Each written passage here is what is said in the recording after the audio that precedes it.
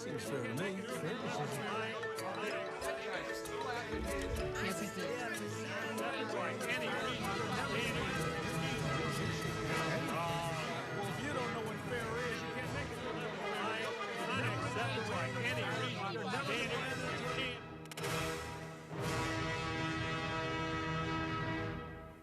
Donnybrook is made possible by the support of the Betsy and Thomas Patterson Foundation and the members of 9PBS.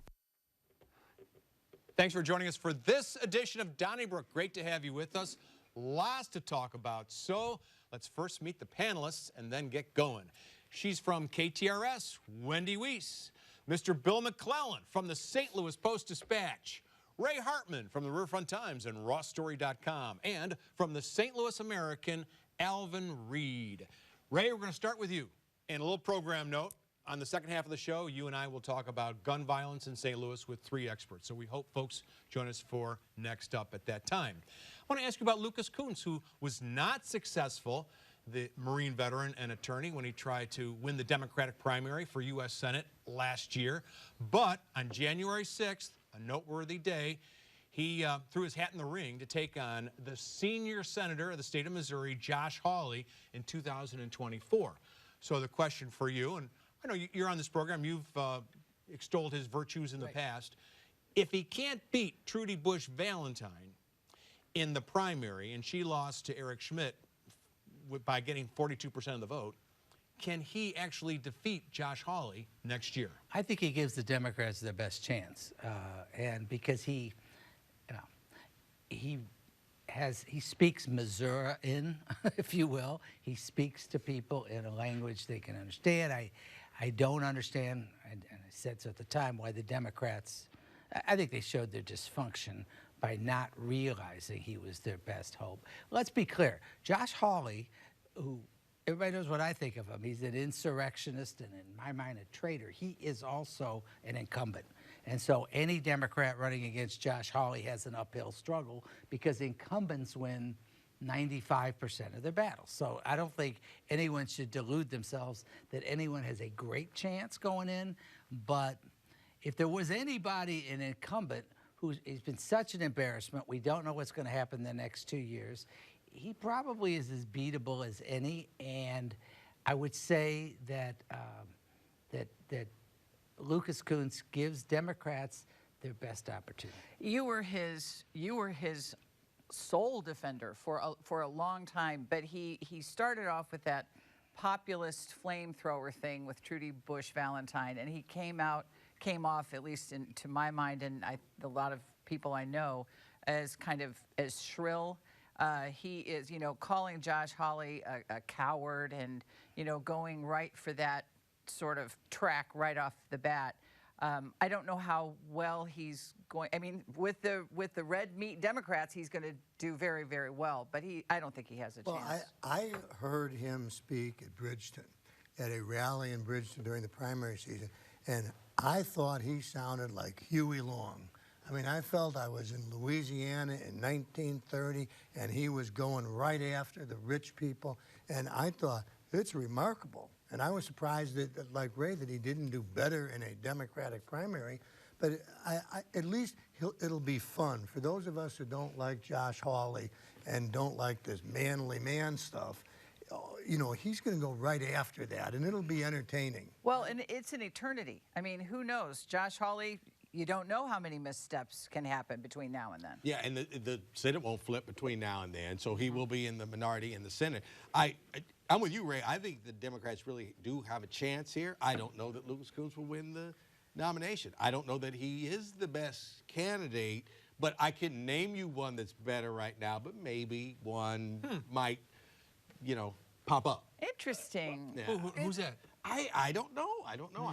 The whole Jay Nixon rumor and all that. But I've said on the show that there's candidates, there's people out there that could run for office, that could win, and we have absolutely no idea who they are. Well, then let's stop the Jay Nixon rumor. I mean, his wife, Georgianne, would not put up with a Senate run. And I mean, John Shimkus, who was here last week, next up was talking about that, was Ray and I. I think that Hawley that and rumor Kunce, has legs. Yeah, I mean, right. I think out Hawley and there. Kunce are kind of similar in the sense that didn't they both go to Yale?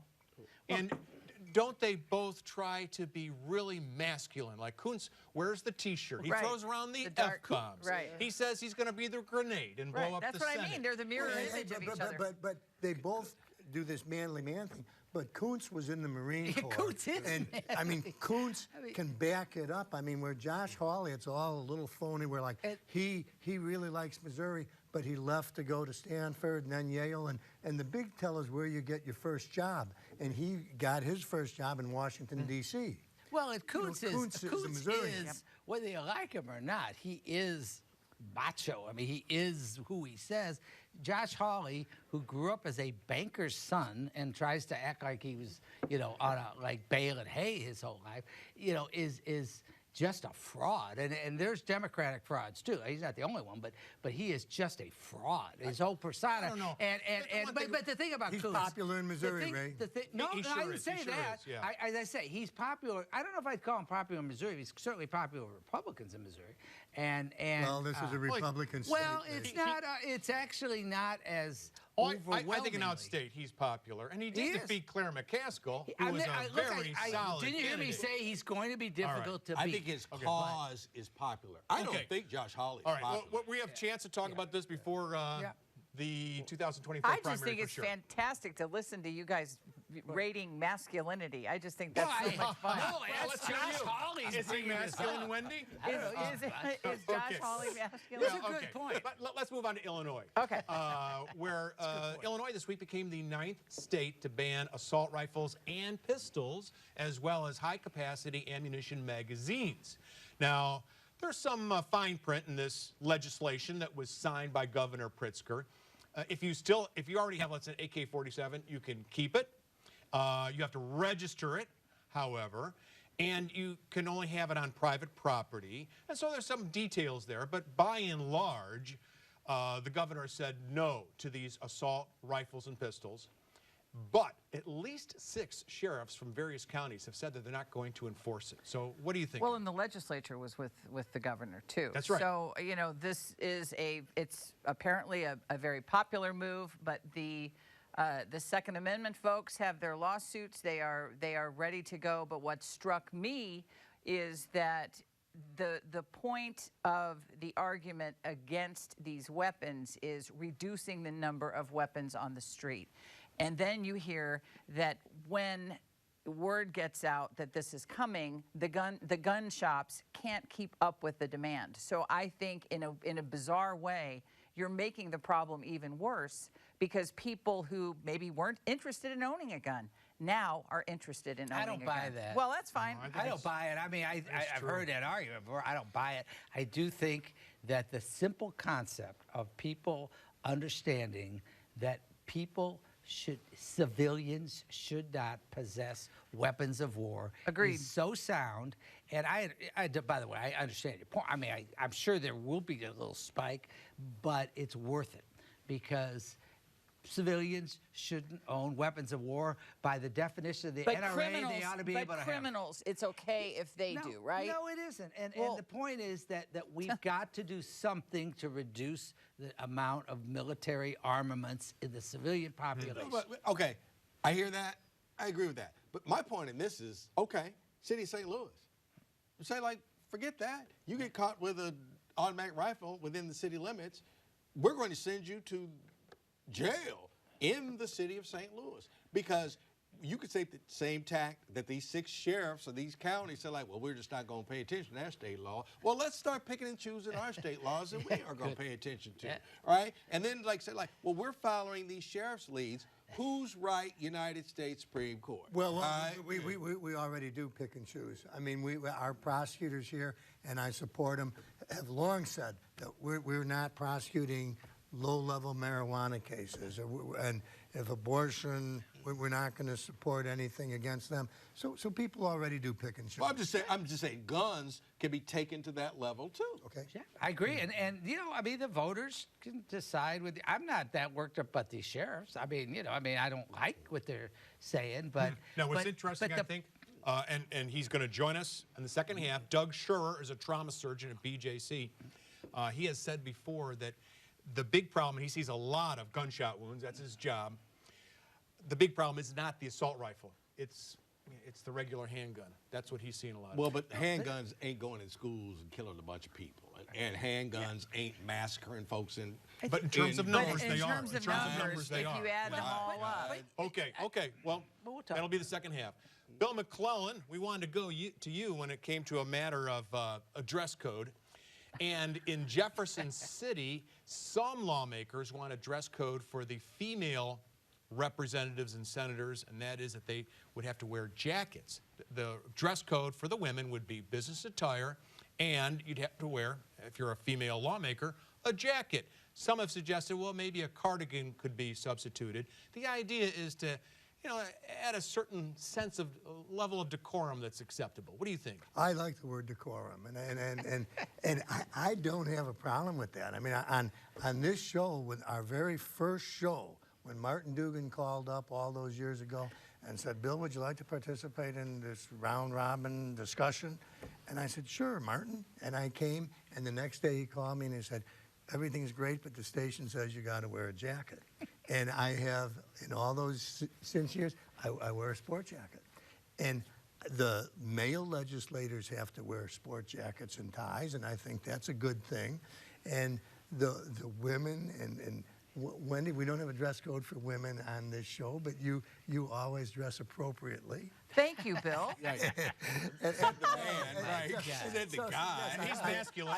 He's very masculine. I don't share any outrage about the legislators saying we're going to have a dress code. You have to wear a jacket in Congress, right? Women do have to wear it. I think they do. I think they do. And I kind of like, well, as Neanderthalish as our men in the legislature are, I can't. You agree with him? Right. It's weird. I can't. Well, I mean, are the women wearing?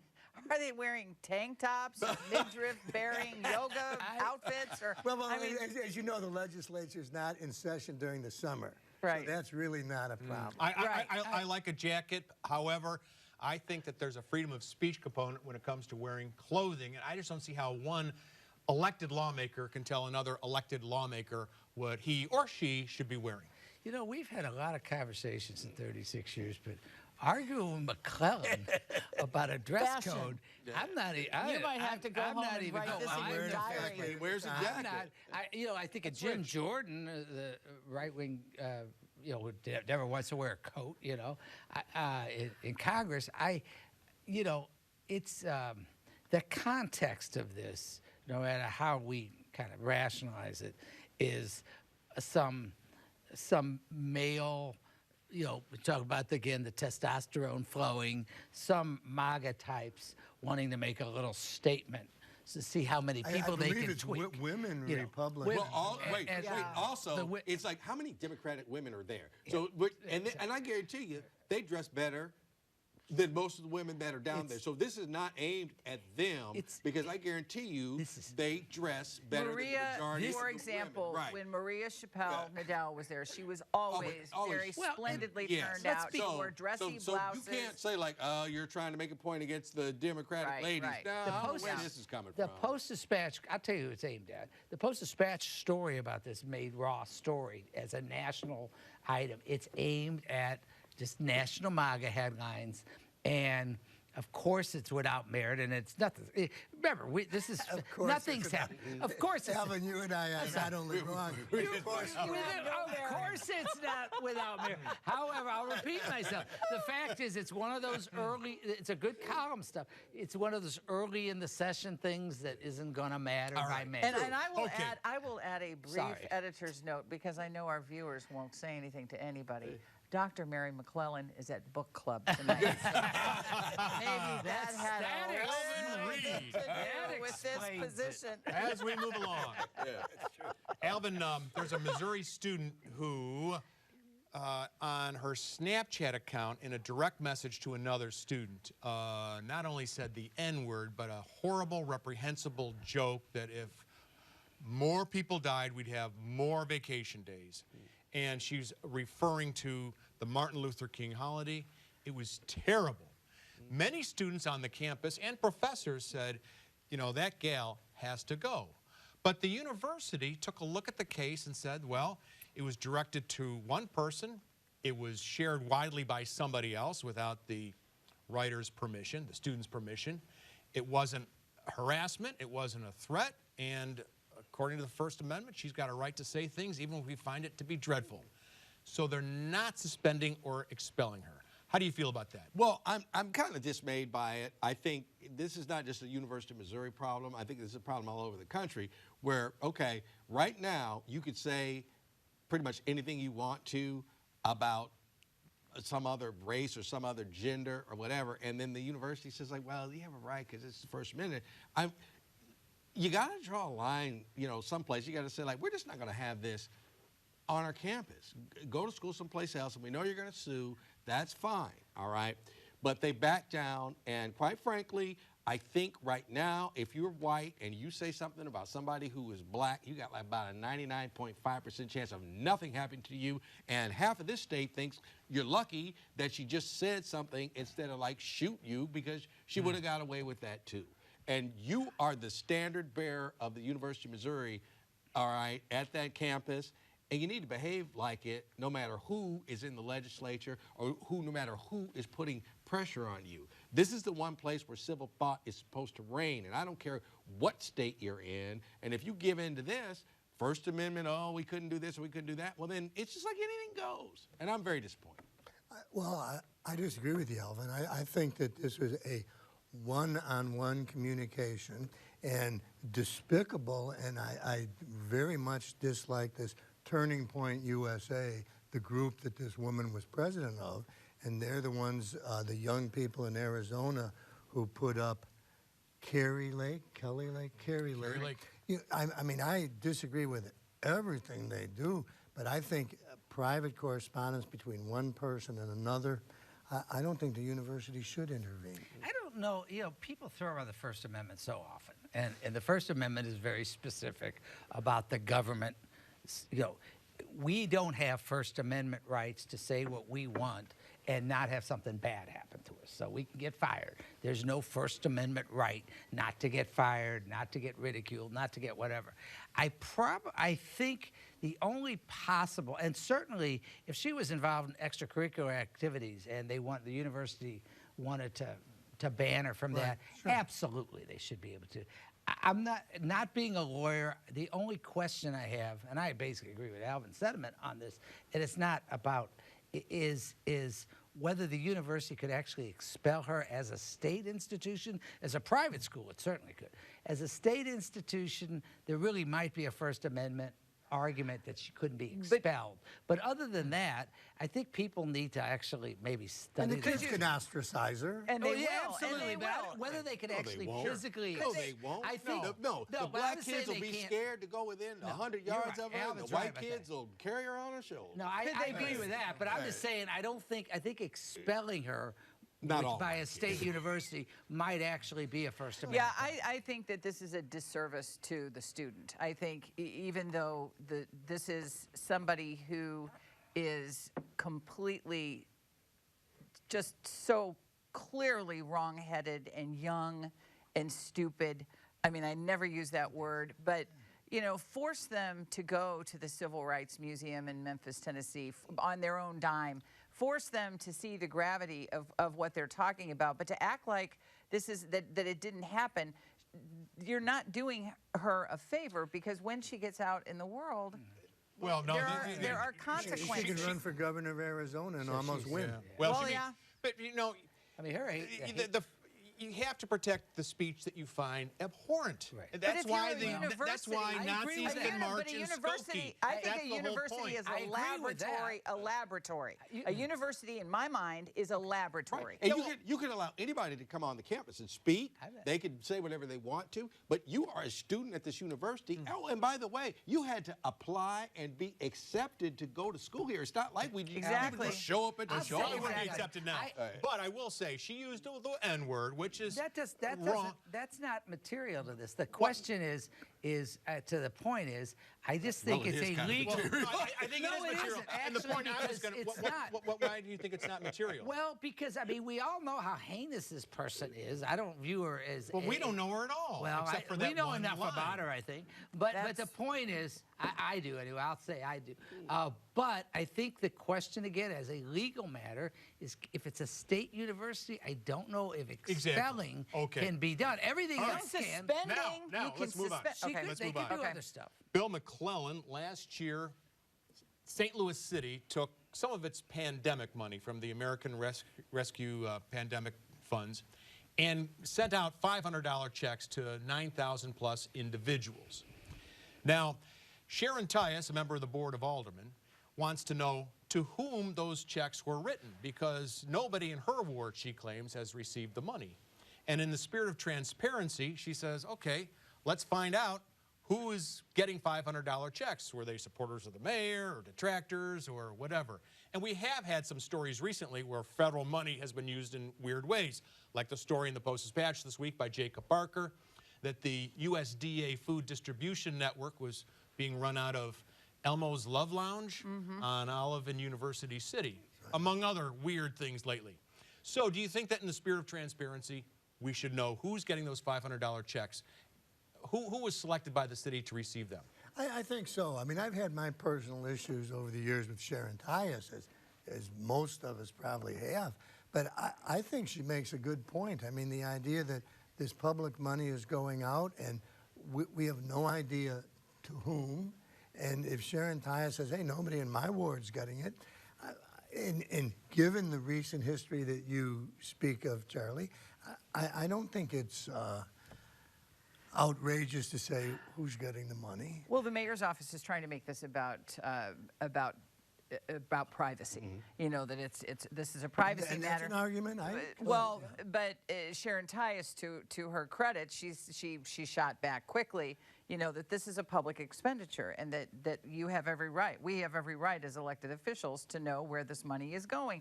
And Joe Vaccaro, Alderman Joe Vaccaro, said the same thing. He said this is just not right, not to be able to say, because you don't know if somebody's cousin or brother or attorney or dentist or whatever is getting this money. And we need to know that. Because certainly many more people would qualify for it than are getting it. So it's Correct. Back to the law, I believe there's a law that prohibits the people from disclosing welfare recipients. The state law I'm talking about. That if you're on welfare, you have that as a state right not to have it revealed. So But it's this not, isn't that, is it?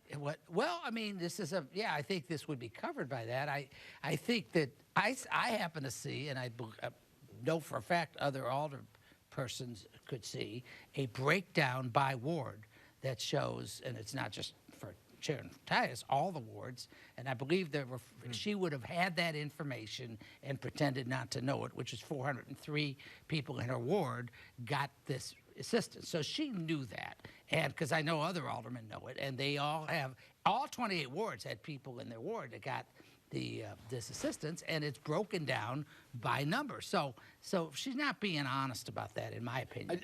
I agree with you. And the majority of wards where the money went are probably wards that, like Tashura Jones, carried easily. Most of the money's going to go to the north side. But they all got some. Right, but all got some. And then, importantly, the glass house that is Elmo's Love Lounge. Let those who have not been there cast the first stone.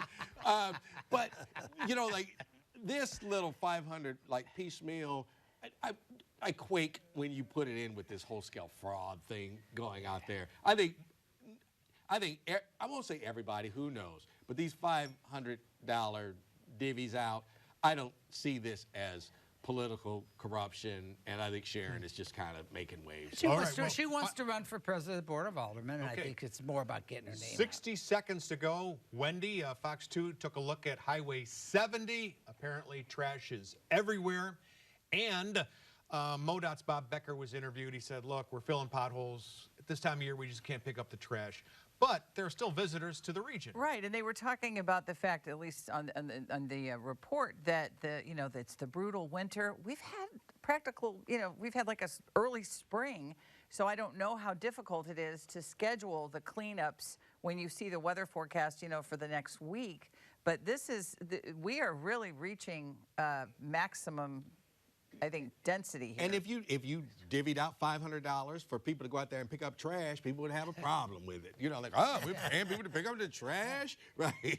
I would not have a problem I with wouldn't that. either. All right, yeah. I Charlie, wouldn't you have either. actually been a leader on this. You've Yeah, been you out have. there, and to your credit, and Well, I will say. I know you have, and I want to say, it really should be a priority of government or whomever to this is a serious issue. It's I not. agree with you, Ray Hartmann.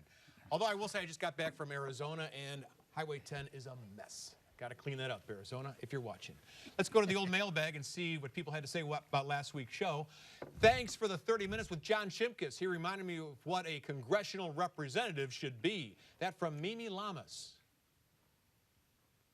No one on your roundtable asked the question of why the Missouri Attorney General thinks he's the top cop in Missouri. I suggest you read the Missouri Constitution and realize that the Attorney General is not a cop, but more like the family advisor. That from Andrew Podesky of Florissant, Missouri. Kevin in St. Louis City wrote, how many more stories are we going to hear about Kim Gardner and her ineptness to perform her job as St. Louis Circuit Attorney? Who has the authority to end this mess? You can write us, care of Donnybrook, 9 PBS, 3655 Olive Street, St. Louis, Missouri, 63108. Send those emails to donnybrook@9pbs.org, and we love those tweets using hashtag DonnybrookSTL. Call the 9 line at 314-512-9094, and listen to us on your favorite podcast source, Apple, Spotify, TuneIn, and Google Play. That concludes the first half, but don't go away. Ray and I will be talking about gunshot wounds with 3 experts. Unfortunately, that's a big issue in our area, and that's next on Next Up. Donnybrook is made possible by the support of the Betsy and Thomas Patterson Foundation and the members of 9 PBS.